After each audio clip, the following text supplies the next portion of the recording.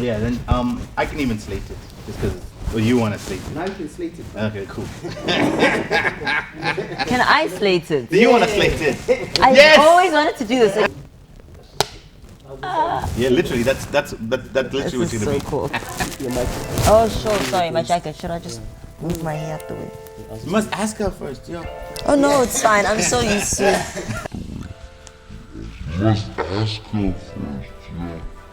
Hit it now. All right, this is the Fundi Podcast, the Thabsie episode. Yay!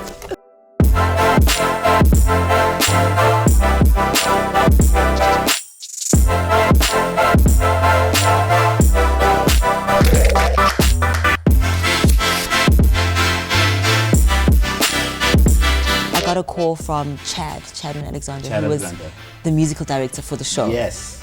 Yeah. The female vocalist who does the backings was sick that day. Yeah. And he said, hey, literally, I got your number from a friend of a friend of a friend. I heard you sing. Can you come help us? We just need you for one episode. I said, okay, cool. I didn't even know it was like a TV thing. Yes.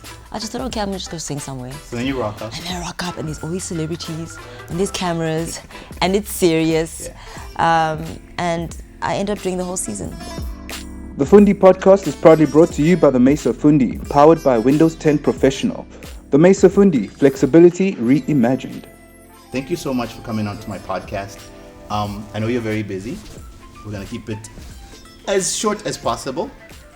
I just wanted to talk to you because, you know, one of the things I've loved about, especially now that we've just shot with you recently, but we've worked with you before. Yes. But what I love about your journey, it really just emulates how a dedication, hard work, timing, being at the right place, but being prepared when you get to the right place, how that then just skyrockets you to all kinds of possibilities. Yeah. Like, I'm so proud of who you are where you've come from and your journey. Thank you so much. But for a lot of people that don't know, I almost want to start at the beginning. Yeah. Who's Thabsie? Where did you go to high school? What was your family like? So Thabsie, born by Thabsie, that's my full name. Got the nickname Thabsie at the age of 3 from one of my uncles. Yeah.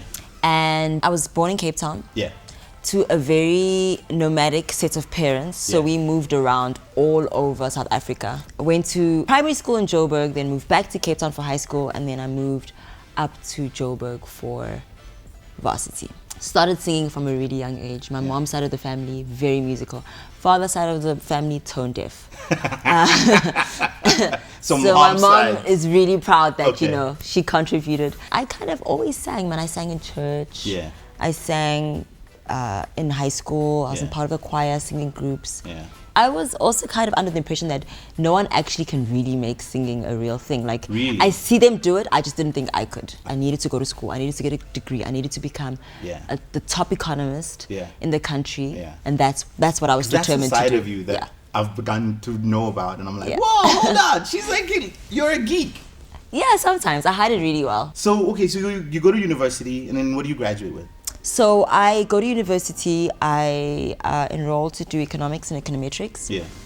And I graduated. The funny story is I go there, I start studying. Yes. Somehow music kept following me. I kid you not, I wasn't trying to get into music, but people always say, oh, I heard you can sing, can you come and do backing vocals? And I would do backing vocals for like my upcoming friends, like the artists that would like sing at random pubs and bars in Melville.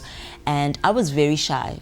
Extremely shy, and so I loved doing backing vocals because it allowed me to sing, but no one was really focusing on me. You didn't put the pressure on. Yes, it didn't put the pressure or the spotlights on me. And this is how I then met you guys at Callback Dreams. I was still in varsity, actually, by the way. Really? Yeah, I was still in university when so we back did when we were filming Stripped Down. Yeah, I think I was in my 2nd or 3rd year. Yeah. And I got a call from Chad and Alexander, who was the musical director for the show. Yes. The female vocalist who does the backings was sick that day. Yeah. And he said, hey, literally, I got your number from a friend of a friend of a friend. I heard you sing. Can you come help us? We just need you for one episode. I said, okay, cool. I didn't even know it was like a TV thing. Yes. I just thought, okay, I'm just going to sing somewhere. So then you rock up. And then I rock up and there's all these celebrities and there's cameras and it's serious. And I end up doing the whole season with you guys. All I remember that day is there was a little murmur amongst the crew. And it's just, you know, because most of the crew is usually heavily male. Yes. The buzz was like, hey, who's the new girl? Like, that was the buzz throughout the whole crew. You just lighting guys, sound guys, all like nudging each other like, bruh, have you seen shows and backing vocals. Yeah. So then you're there. So there I am, but I mean, still, I would go back to school, come to the rehearsals for Strip Down, shoot, go back to varsity. Yes. Graduated, started working at an investment bank. Oh yes, economist. Yes, because that was the dream. Yes. But I think God had other plans for me, and so the music kept calling. I worked for the bank for a couple of years, and then one day I just literally was like, no way. This is not it. I can feel that this is not it. Wow. And so I'm going to quit my job and I'm going to just pursue the music full time. I didn't tell anyone that I was going to quit my job and do music because I didn't want anyone to deter me from my decision. I didn't want to, no, I didn't tell my parents. Your siblings? I didn't tell my siblings. I told my husband, but only after I'd handed in my letter of resignation. So he got a buy So guess the what way. I did today? Yeah, that was end of November 2016. December, I'm out of a job. I'm like, oh, well, it's a good time to be out of a job. It's December, I can chill. But then I'm like, what am I going to do? So I go back to doing backing vocals. Yes. My first gig, I'm doing backing vocals for a show with Donald. We're coming out of the show. We're in the parking lot. Yes. I bump into Questa and his crew. And he's like, hey, there's a song we recorded like a year and a half ago, which was Nyas Fela, which I recorded a really long time ago with him. It's coming out. We're going to release it in like January, February. I'll give you a call. And I said, oh, okay, cool. And this was the song that when you guys had met on Stripped Down. Yes. How did you guys get into the studio part? Because there he is one of the guests that came onto the show. Yes. That's where you guys initially like professionally. That's probably one of the first times that I met him. Yeah. And so I ended up on a chorus of an anti-xenophobia song with a whole lot of artists. Questa being one of them. Yes. That's when I met him the second time. Ah. A couple of weeks later, I get a call from his team and they're like, hey, we've got the song. We think it would be really cool if you could put a hook on it. So they send me the song. I write my hook. I'm so proud of it. I'm ready. I'm prepared. Yes. I get into studio and I like sing the first two lines and then Questa says to me, didn't they tell you that we want the chorus in vernac? Like we want it in Zulu. So they literally, you killed it. Yes, like And they I just go, came "That was prepared and great, then they were like, but no, that's not gonna work for us. Yeah. And so myself, Nota, Yanga, and him, Questa, we wrote Nyas Fela Ngawe. And that is then the song that I say changed my life. So when you bump into him the second time I outside bumped Donald's into him, concert, so a he's year been and a telling half you- later, Yeah. because we recorded the song a really long time ago. Yeah. He's like, oh, I'm finally gonna release a song. And I didn't think he would make it a single because it's a very unconventional song for a rapper, in my opinion. It's soft, it's like, real and raw, and it's a love song. Yes. January, we shoot the video. February, it's out. And then I'm touring. I had support from my husband. I had major support from my family as well, because they always knew that I sang. So they were also like, oh, it's about time. So everyone that while was you close were to me, scared yes, of your exactly. gift, They were all everybody like, wanted you to come embrace it. on, yeah. Let this go. Yeah, that is. So now very you're on blessed. tour, you're on the road, and how is your life starting to change? So it literally did an entire 180. Went from this very structured environment, my 9 to 5. I got a salary at the end of every month. And now it's like, oh, it's the hustle. It's the struggling artist. It's the long, long nights, the really early mornings. I'm on the road with about 6 guys. And for them, everything is so like easy and chilled. And I'm the girl who has to do her makeup and look a certain way. And so I really learned so much touring on the road with Rap Life for a good year. We were pushing that song. Because they're such an indie type they're guys. such indie type guys, but they guerrilla style everything. Yes. So I think as a female in the industry, I learned to kind of have really tough skin, and I really attribute that to them and everything that they kind of like imparted and so selflessly like gave. They were like, we'll put you on this platform, we will help you. I wasn't even signed to them as an artist. I just was a girl on a feature, but they literally treated me like I was one of them. What are some of the key lessons you start to learn as an indie artist? Like, as someone who's realized my brand is my business, I am the business. What are the structures you start to set in place? What are the key things like Questa, Nota, the team at Rap taught Life? me. What do they put there? Firstly, you have to eat, sleep, breathe it. Yeah. You really gotta realize that this is the biggest sacrifice. Everything else has to suffer, unfortunately, if you really want to be the best. So it's the sacrifice. Yeah. And then teamwork, make the dream work. Yes. No man is an island. So it's important to have people in your corner, even if it's a 2-man team. It's really important to kind of have just that extra opinion, the extra voice. And now that you jumped from being in the background to being in the foreground, what were the things that you kind of had to get rid of? For example, I'm sure all along you'd been so like, I'm in the Yes, back, I used to be don't very notice shy. me. I'm not the one. I'm just here to add ambience. Yes. And then now it's like, ladies and gentlemen, Yeah. introducing, and it's like, Thabsie. Yeah. And then the crowd is screaming And your you're like, name. what? They know Yeah. you. What did you have to change personally, just also to overcome whatever now was holding you? I had to really convince myself and psych myself up a lot.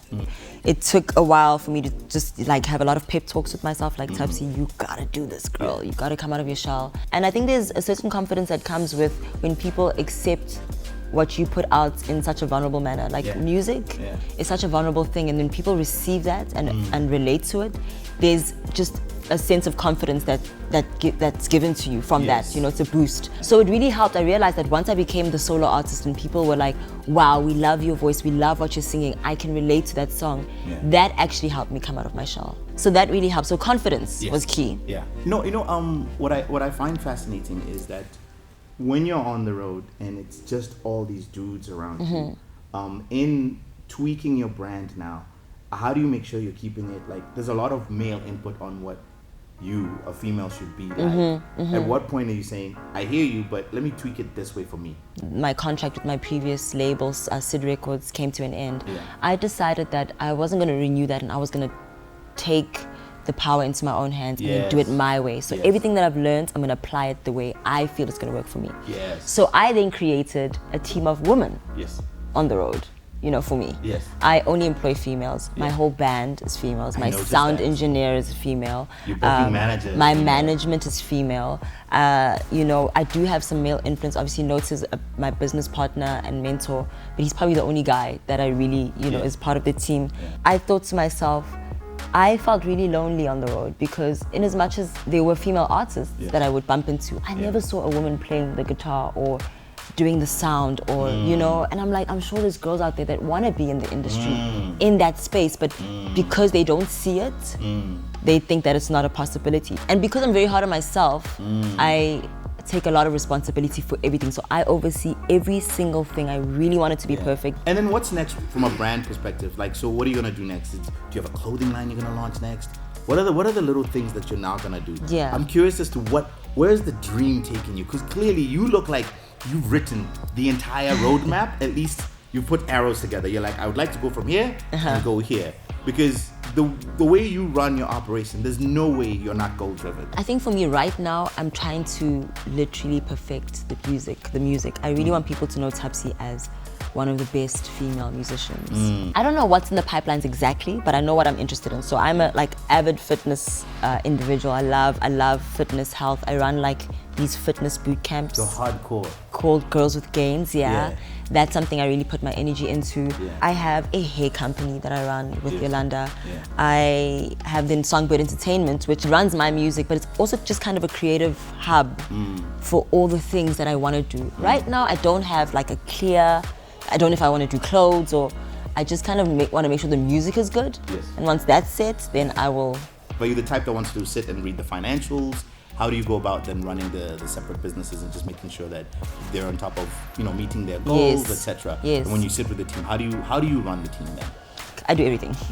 I'm a bit of a control freak there. But because with my other businesses, I've got partners. We kind of come together, and what I love is that my two business partners from the two different, from Girls with Gains and Color Queens, they're so different.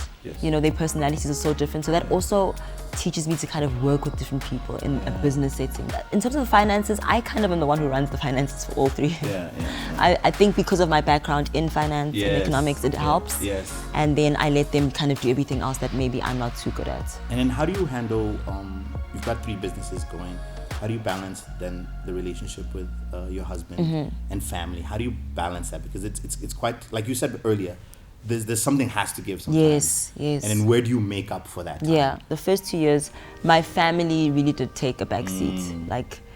My husband would only see me, I think, maybe once a week when I was touring. I think I'm just really blessed to have a partner who is so secure in themselves that he's just like, shine, baby girl. I know you're here. I mean, we're together for a very long time. So, but my husband and I, we try our best to kind of use our free time to just spend time together. We've learned to also kind of make it work with our dynamic. So, okay, how does it, he works a 9 to 5.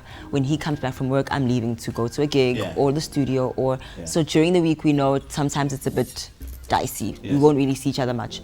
But weekends, we try our best. Just wanted to get 3 tips from you that you could give young entrepreneurs out there. Just about running, whether it's their life, their dream. Yeah. Somewhere there's a young singer, there's a young aspiring entrepreneur. Just give them 3 things to just say, hey, look, follow these 3 and hopefully it helps you. Okay. I think 1 would be you need to make sure that your choice or your decision to follow your dream is entirely yours. 2, I would say patience. Patience. Yeah. I know that's a cliche, but you really got to be patient, but patiently prepared. Yes. And then another thing I always say is that just because 1 million people aren't hearing you sing, it doesn't mean you're not a singer. I think a lot of people always, and this is like what really gets me, is that they're always like, hey, I really want to be a singer, but I don't think I'm doing well because my music is not out there, or I don't have 5,000 followers, and I'm like, whoa. You know what I'm saying? Like, for me, I think I was just lucky that I kind of got into this limelight thing. But for me, I was singing anyway because I knew that's what I was meant to do. And I think people need to be content with the fact that when you're blessed with a talent, be it singing or anything else, if you're doing it, then you're fulfilling your purpose. One of the other things I wanted to also mention is I hate when people are busy talking about the industries. They feel like the industry is closed to them, or this whole open up the industry. I feel like nowadays with social media, it's the easiest time ever. It's yours for the taking. It really is yours for the taking, yeah. And how are you utilizing social media for your business? Social media is the best way for me to express my alter ego, my personality, my fun side. Yeah. I always say social media is about my personality, not my personal life so much. Yeah. So people get to kind of see, like, I don't know, I kind of, every day I wake up and I'm a different character. I wake up and who do I want to be today? That's who I'm showing the people. This makes such sense to me. Yeah. Because sometimes I'm like, I know you. But and you're like, what? I love how open and daring you are, but you've got a very clear focus. But it feels like one day, almost like you finally got really clicked, comfortable with yes. it. What day was that when it just clicked for you? And then your social media just was like, boom, this is where I'm going with it. I think it was because my husband said, dude, I really feel like you're so typical, like you're being like a wife. But you're an artist, you're a pop star, come on, dude, like, come on. Like, what? He said that? So funny enough, a lot of people get so worried if I post like a half-naked picture or my butt is out. And I laugh and they say, what is your husband, in the comments, what is your husband gonna think of this? I'm like, he actually gave me the caption for this post, by the way. So he was the one who actually, what? She's telling you. Yeah. Now you know. Exactly. Yeah. So he was the one who said, you know what, you really need to kind of be a star and be who you want to be free, and change the narrative of a married woman. Yeah. He's like, you need to be like bad and married, you know, you need to spice it up. And so that's why I was like, okay, fine, let me really be who I really want to be, you know, and not what people expect me to be, because... And that's what, with Ilula, when you sent us the brief, I'm looking through the pictures you sent me, and I'm like, am I seeing what I'm seeing? And even when I shared with Makara, he's calling me like, she wants to shoot that. And I'm like, that is exactly what she wants. And he's like, and she told you this? I'm like, yeah, I was in the kitchen at her house, she told me, this is what she wants. Yeah. Amazing. Yeah, it's fun. Thank you so much for being on the show. Thank you. It was so awesome having you. You're my day one. I started with you, and now look. No, look at you. Thank you. Like you're doing so well. I love it. Thank you so much. You know, it's always so cool to meet people, collaborate with them creatively on something, and then see where they go. While I'm still on my mission, and go, hey, look. Wow. Look at that. So I'm so happy that you're here. Thank you. I'm honored and grateful. Thank you so much. Yay!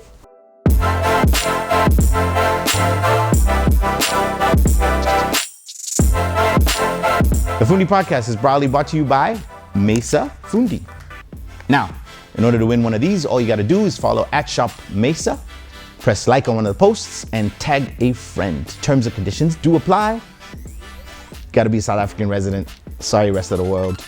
Other than that, yeah, press like away.